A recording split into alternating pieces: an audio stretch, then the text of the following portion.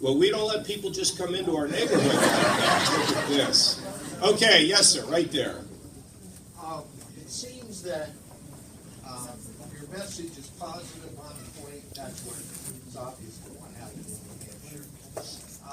How do you find that you're going to be able to stay near the top of the heap when there's so much sideshow and circus going on around you that sometimes you're not in the news cycle because there's so much else going on that isn't on? Yeah. What methods are you going to use to try and get it out? Well, I'm thinking about coming into these rooms and doing flying somersaults. You know, sir, to tell you the truth, as opposed to telling you a lie, look, I declared for president in July. I didn't think I was doing this. Never dreamt I would. The last time I was in South Carolina trying to run for president, a guy picked me up in a pickup truck, and he looked at me, he said, I got great news for you, and I'm seeing, the sky's the limit. He says, yeah, I know we can get some hot donuts. That was the highlight of the trip. Look, we labored in the woods, step after step after step after step. Total obscurity. We were at 1% in the polls, probably still close to that today. But we made it work in New Hampshire because we put a team together. That's a little harder here because the state's so big. But I think you have phones. I think you can text.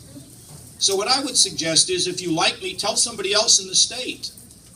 But I'm not going to start. I mean, look, somebody wants to poke at me, and they do. They're already starting. That's okay. I'm not going to be a pincushion, though. I don't take crap from anybody. But I want to talk about the horizon. I want to talk about the sun coming up. And you know what, sir? Let me tell you. If I don't make it, my life's still going to be okay. Because I want to have a good legacy. I'm worried about Jeb. It's all negative. How the heck can you sell negative?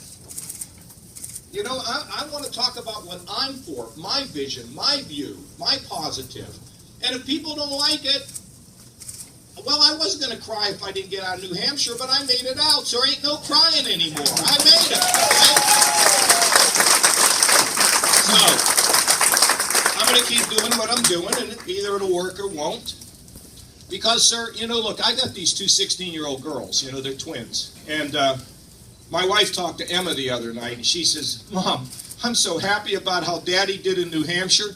When's he going to come home? Okay? So, look, if positive doesn't work, then what do you get if you spend your time living in the dark? I mean, what do you really get out of that? So I think it's going to work, sir, and we're going to do our best here. I'm a scrappy guy, and we're going to move all across the country.